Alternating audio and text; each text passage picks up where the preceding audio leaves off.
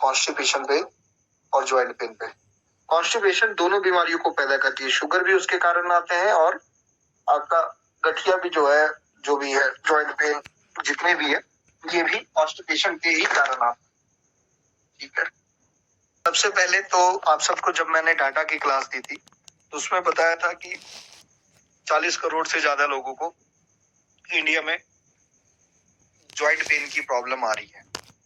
और आप सबको मैंने बताया था कि हमारा शरीर जो है 5 तत्वों से मिलकर बना है। उसमें जल, पृथ्वी, अग्नि, वायु और आकाश, इन 5 तत्वों से मिलकर बना है।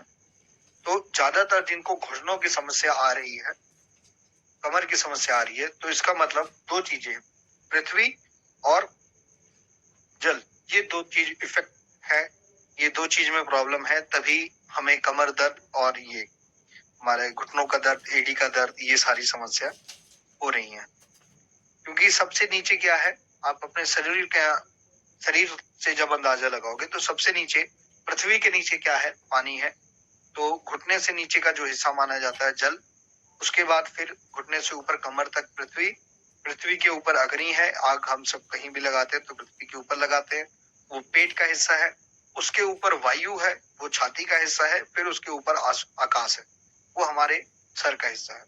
तो ये दो चीज इफेक्ट के कारण हमको ये दिक्कतें आती हैं। अब पृथ्वी में इफेक्ट क्या क्या आता है, जो हम अनाज लगा रहे हैं गलत तरीके से, जीएम फूड जो हो रहे हैं, जो केमिकल डाल रहे हैं, जो यूरिया रिफाइंड ये डाला जा रहा है, उससे जो उग के हमारे तक आ रहा है, हम वो खाने के कारण हमको हमारा पृथ्वी तत्व जो है खराब हो रहा है। मतलब जो पृथ्वी से, धरती से जो चीज हमें सही चीज मिलनी चाहिए थी, वो चीज गलत होने के कारण हमारा पृथ्वी तत्व अनबैलेंस हो रहा है, एक ये। और दूसरा जल के बारे में जैसा आपको बताया था, आजकल हम सब आरओ का पानी इस्तेमाल कर रहे हैं, या जो नॉर्मल भी इस्तेमाल कर रहे हैं, तो कंपनियों के गंदे पानी वहां पे बहुत सारी चीजें हो रही हैं। और तीसरा जो सबसे बड़ी प्रॉब्लम ये है, फिल्टर तो यूज कर रहे हैं आजकल, ब्लीचिंग पाउडर इस्तेमाल किया जाता है, तो अस्पतालों में भी जाओगे तो वहां पे भी इन सब का इस्तेमाल किया जाता है। ये बहुत सारी चीजें जो है वो नुकसानदायक है। तो उससे हमारा वाटर खराब हो रहा है, पानी खराब हो रहा है, तो पानी के तत्व भी खराब हो रहे हैं हमारे। तो मतलब ये जो समस्या हो रही है, इन दो चीजों के कारण हो रही है।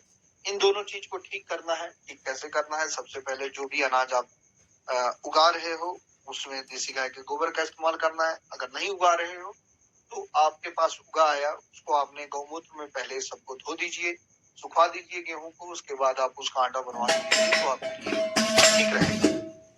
या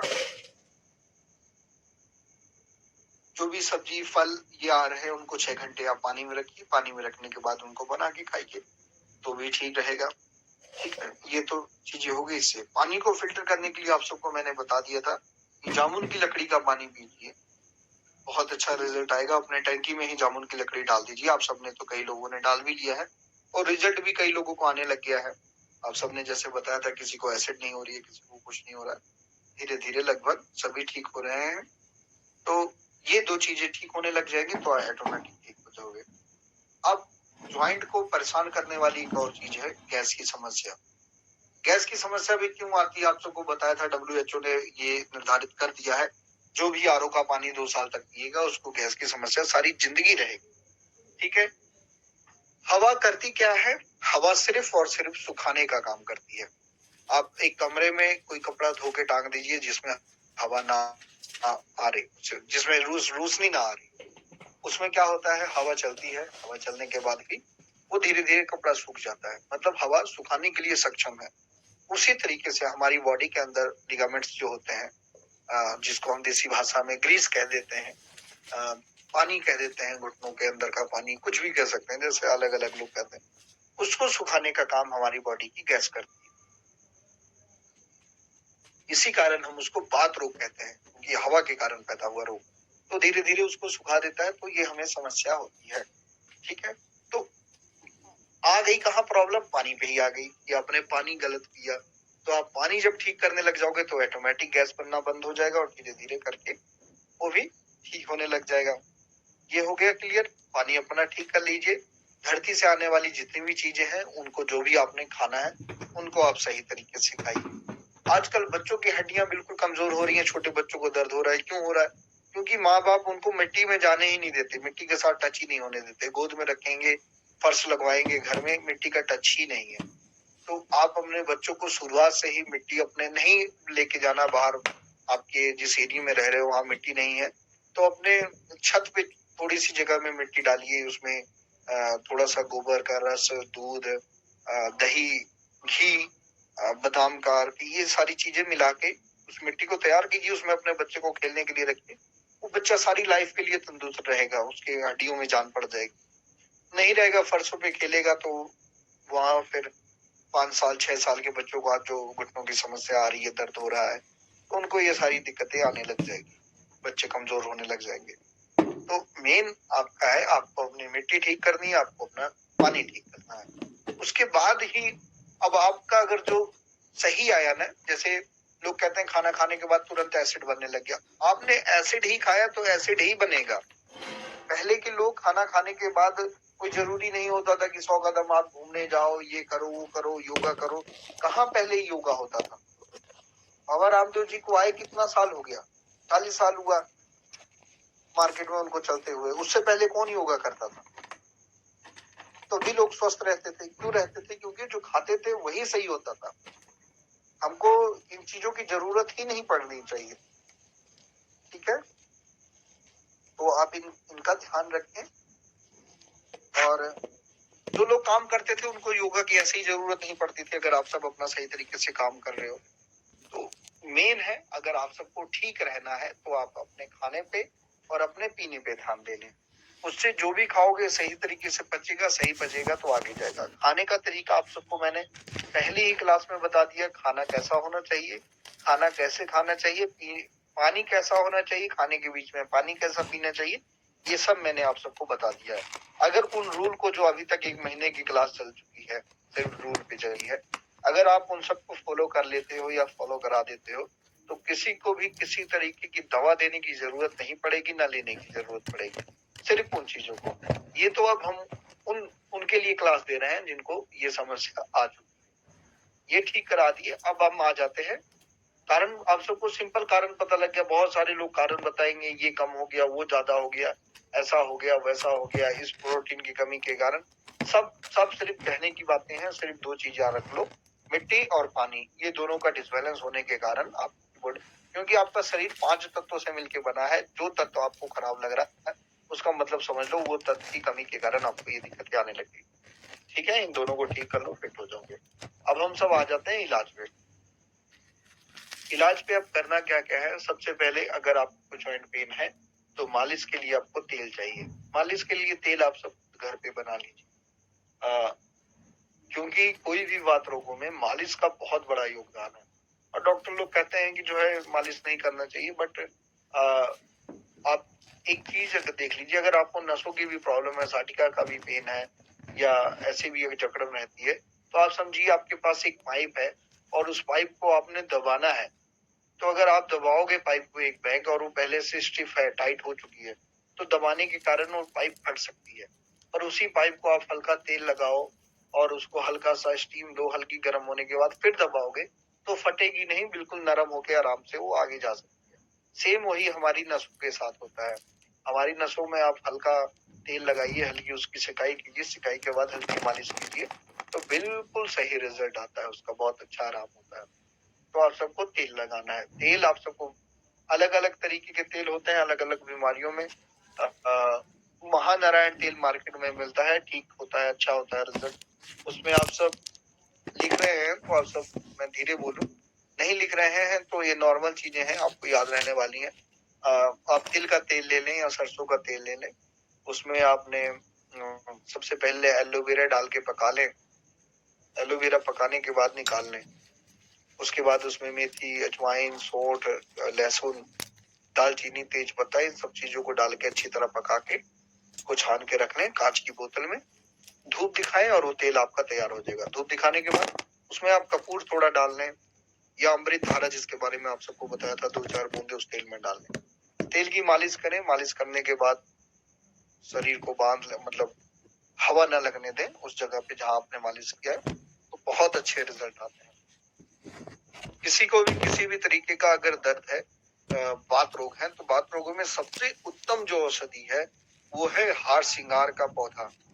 हार सिंगार के बारे में आप सबको बता देता हूँ। हार सिंगार को पारिजात भी कहा जाता है। राजीव दीक्षित ने इसके बारे में कई बार चर्चा की है। ये पौधा आया कहाँ से, इसके बारे में आप सबको बता देता हूँ।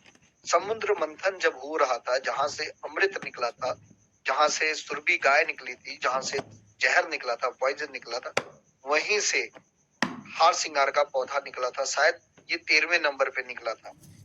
ये पारिजात बहुत अच्छी खुशबू होती है इसकी, फूल की, और बड़ा सा पेड़ होता है, बहुत पवित्र पेड़ माना जाता है। इसका प्रयोग करने का तरीका आप सबको बता देता हूँ कि 11 पत्ते लीजिए, इसको अच्छी तरह सिल पे पीस लीजिए। सिल पे पीसने पे, पत्थर पे पीसने पे बहुत अच्छा रिजल्ट आता है। 1 लीटर पानी में डालिए, अच्छी तरह उबालते उबालते पानी जब 100-150 ग्राम रह जाए, उसके बाद इसको छान के रख लीजिए। इसका पानी पड़ा रहा है। अगले दिन सवेरे इसमें थोड़ा सा शहद मिला के लेने से खाली पेट 21 दिन के अंदर अंदर किसी भी तरीके का ज्वाइंट पेन हो खत्म कर देता है।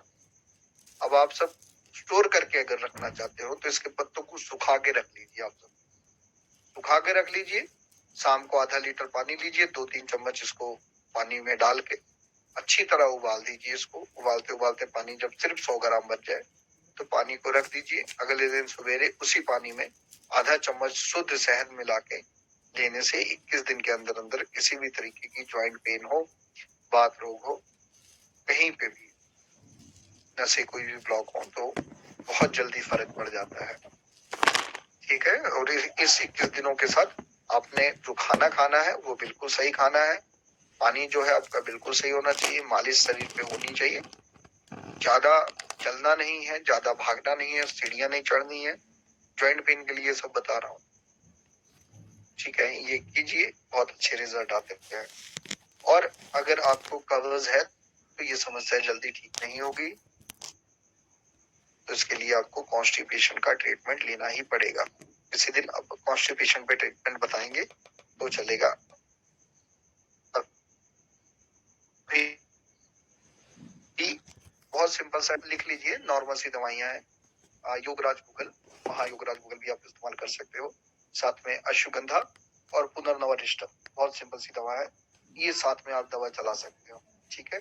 अच्छा, पारिजात कभी कभी गर्मी कर देता है, तो आप गिलोय साथ में ऐड करा सकते हो। ठीक है, ये आप दीजिए, बिल्कुल पेशेंट ठीक हो जाएगा। किसी को ज्वाइंट पेन अगर होती है तो हमने देखा है गोबर को, देसी गाय के गोबर को हल्का गर्म करके जहां पे दर्द होता है वहां पे रखने से आधी घंटा उस गोबर को वहां रख दें तो भी बहुत जल्दी हीलिंग होने लग जाती है, दर्द वहां का खत्म होने लग जाता है। ठीक है, किसी को कुछ पूछना है तो पूछ सकते हैं। अच्छा, एक चीज और बता रहा हूँ आपको, बहुत बड़ी बात भूल गया था। इसमें मंत्र चिकित्सा भी होती है। आप बम बम बम, ये मंत्र है, इसका जाप करने से जहां पे आपको दर्द हो रहा है वहां हाथ रखिए और इस मंत्र का जाप कीजिए, बम बम बम बम बम बम। बिल्कुल ये दर्द खत्म हो जाएगा। आप जब तेल बना रहे हो, ये वाला जो मैंने अभी आपको बताया पेन किलर का तेल, तो उसको बनाते हुए दक्षिण की दिशा में बनाना है। ठीक है, दक्षिण की दिशा में आप सबको बताया था। और इस मंत्र का जाप करते रहे, बम बम का जाप करते रहे, 108 बार कर ले, है ना। इस मंत्र का जाप बहुत 2 मिनट के अंदर अंदर हो जाएगा। इसका जाप करें, आ जाए। तेल बनाने के बाद पिरामिड आकार के नीचे रख दे, उत्तर की दिशा में रख के, एक दिन धूप दिखा के, फिर वहां से उठा के आप जिसको भी ये तेल दे दोगे 100% काम करेगा। ऐसा भी पेशेंट हो वो ठीक होगा ही होगा। ठीक है। और बाकी कोई कहता है इसकी कमी से उसकी कमी से, आप बिल्कुल ये समझ जाइए कि मिट्टी मतलब धरती और जल, इन दोनों के कॉम्बिनेशन के डिसबैलेंस के कारण आपको ये ज्वाइंट की समस्या आती है। बाकी अगर हम मेडिकल टर्म की बात करें तो कैल्शियम D3 के कारण ये सारी समस्याएं आती हैं। एसिड बढ़ जाना,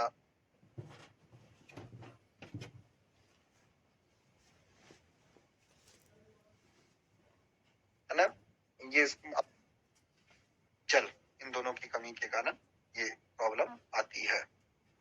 ठीक है,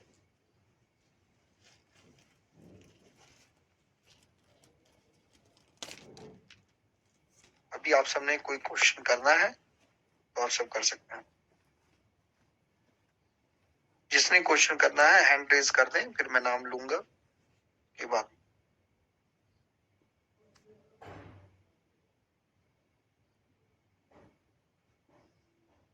चंदन जी। हरे कृष्ण पति जी। हरे कृष्ण। तेल के बारे में बताए, महायोग राज और अश्वगंधा, और एक और क्या होता है? महायोगराज तेल है क्या?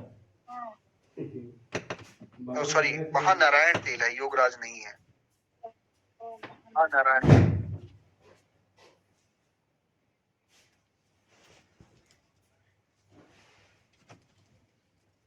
महानारायण तेल है, योगराज गूगल बोली है। वेदनी देवी जी प्रभु जी, वो पूछ रहे थे तेल का जो रेशियो बताया था, तेज पत्ता, अजवाइन और उसका क्या क्या था? हाँ, वो आप सब लिखिए, बताता हूँ उसकी रेशियो। पेन कॉपी निकाल लीजिए, लिखिए। मैं आधा लीटर की रेशियो बता रहा हूँ। तिल का तेल हो चाहे सरसों का तेल हो, या दोनों मिक्स भी कर सकते हो। ठीक है, आधा लीटर ये। सबसे पहले आपने एक पत्ता एलोवेरा का लेना है, बड़ा सा पत्ता लीजिए। उसको, उसका काट के बीच का जो हिस्सा होता है गुदा वो निकाल लें और उसको तेल में डाल के पहले अच्छी तरह पका लें। उसको छान लें, छान के निकाल लें तो आपके पास एलोवेरा वाला तेल उपस्थित हो गया। अब उस तेल में 10 ग्राम सबसे पहले मेथी दाना डालना है। गर्म होते ही तेल में 10 ग्राम मेथी दाना, 10 ग्राम अजवाइन, 10 ग्राम दालचीनी, हो गया। 10 ग्राम सौंठ और 4-5 कलियां लहसुन की। दालचीनी हो गई ना। लौंग आपने डाल देना है 5 ग्राम के करीब लौंग। और जब ये सब पक जाए तो लास्ट में गैस बंद करने से 1 मिनट पहले आपने 4-5 पत्ते तेज पत्ते के डाल देना है। ये उसके बाद 1 मिनट बाद बंद कर देना है। जब तेल सबको फिर छान के निकाल लेना है। जब तेल ठंडा हो जाए तब निकालना है छान के। कांच के बर्तन में डाल दें। उसमें आपने कपूर डाल देना है, 1-2 टिक्की कपूर की, या आपने अमृत धारा अगर आप सबके पास पड़ा है तो एक आधा लीटर तेल में 20 बूंद अमृत धारा की डाल के उसको बंद कर देना है, धूप में रख देना है। सारा दिन धूप दिखाने के बाद वो आपका तेल तैयार हो गया। जिस मर्जी पेशेंट को दीजिए, आंखों को छोड़ के कहीं पे भी किसी भी प्रकार का दर्द हो वहां पे लगाने पे तुरंत आराम होगा। और जब इस तेल को बना रहे हो तो उस मंत्र का जाप करना है, बम बम बम बम मंत्र का जाप करना है, दक्षिण की दिशा में रहते हुए। ठीक है, दक्षिण की दिशा में बनाना है तेल। ठीक, और किसी का कोई क्वेश्चन?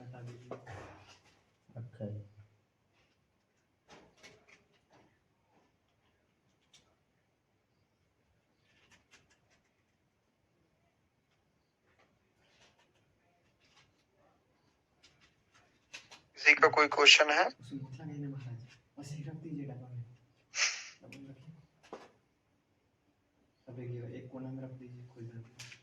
ये आज मैंने आप सबको नॉर्मल ही जॉइंट पेन के बारे में बताया। बिल्कुल विस्तार में इस पे क्लास हम कभी और लेंगे। ठीक है, बट यही मेन मतलब, अगर आप इतना भी कर लोगे तो कोई ऐसा पेशेंट नहीं होगा जो ठीक ना होके जाए आपके पास से।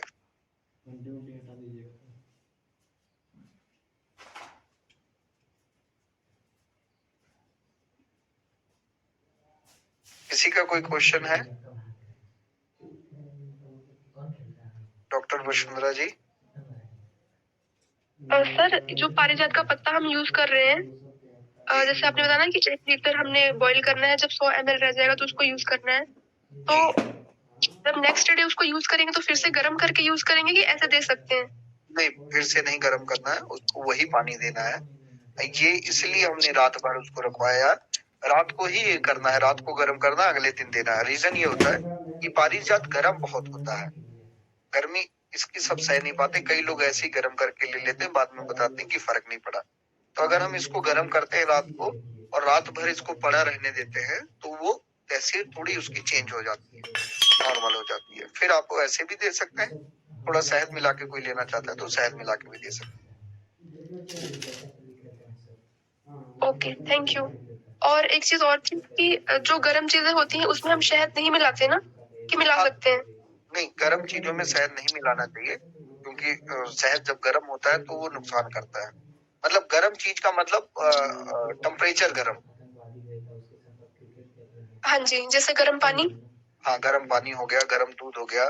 कई लोग चाय भी लेते हैं, गर्म पानी में लेते हैं मोटापा कम करने के लिए, वो भी प्रॉब्लम क्रिएट करती है। हम सब ने मनाली गए थे कंपटीशन के लिए 2018 में। तो हमारे जो टीचर थे वहां पे मनाली में 1 जनवरी से 7 जनवरी कंपटीशन होता है, बहुत ठंडी पड़ती है। तो वो सब करते क्या थे, दारू को हल्का गर्म करवा के रम को उसमें 1 चम्मच शहद डाल के पीते थे। तो उस टाइम उनको बहुत ठीक है, बहुत गर्मी, बहुत गर्मी, बहुत गर्मी। पर उसके आने के बाद वो सब जिन जिन ने ये चीज लिया था, सबको पेट की बहुत बड़ी बड़ी समस्या लगी। कोई समझ ही नहीं पाता था कि परेशानी क्या थी। फिर जब सबने डिस्कस किया तो सबको मैंने बताया कि रीजन यही था। और सब 7 लोग थे और 7 को ये समस्या, किसी को हर्निया हो गया था, किसी को अपेंडिक्स हो गया था, किसी को कुछ हो गया था। तो ये इस लेवल पे नुकसान करती है, हमको पता नहीं लगता कि ये नुकसान कर रही है। एट ए टाइम कुछ दिखता नहीं है, पर बाद में बहुत नुकसान करता है।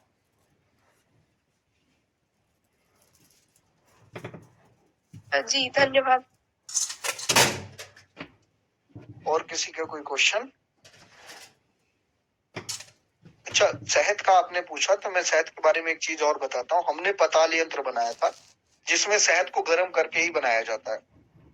पर इस लेवल पे उसका तरीका है शहद को गर्म करने का कि कोई भी हम नुकसान पहुंच ही नहीं सकता। और वो क्योंकि जो चीज थी वो पक के ही बनने वाली थी। उसमें पताल यंत्र में पताल यंत्र कह रहा था, मधु पताल नाम था उस दवा का। शास्त्रों में इसका वर्णन है, किसी को भी किसी भी तरीके की बीमारी हो, मधु पताल खत्म करने के लिए सक्षम है। उसमें शहद को बताया गर्म करके देने के लिए। तो गर्म करने का तरीका बताया उसमें। आपने एक मिट्टी का बर्तन लेना है और आधा उसको शहद से भर देना है, आधा उसमें लहसुन डाल देना है, छिल के लहसुन डालना है। और जब वो पूरा मिट्टी का बर्तन भर जाए शहद और लहसुन से, तो उसके बाद उसको ढक के मिट्टी के अंदर दबा देना है, 3 इंच 4 इंच मिट्टी के नीचे। और उसके ऊपर चूल्हा बनाना है, मिट्टी का चूल्हा बनाना है। और डेली सवेरे शाम उस चूल्हे में खाना बनना चाहिए। 1 महीने के बाद उस चूल्हे को तोड़ के उसके नीचे से वो दवा निकालनी है, वो बन जाता है मधु पताल। 1 महीने बाद बन के तैयार हो जाता है। मतलब बहुत हल्के टेम्परेचर पे धीरे धीरे धीरे धरती की गर्मी से उसको पकाया गया और उसके बाद वो दवा बन के तैयार होती है। उसके बाद वो आधा चम्मच का प्रयोग करा सकते हैं। ठीक है, किसी भी तो मतलब डायरेक्ट, हाँ, लगभग नसों की प्रॉब्लम, नर्वस सिस्टम को लेके जितनी भी प्रॉब्लम होती है सब में काम करता है मधु पताल।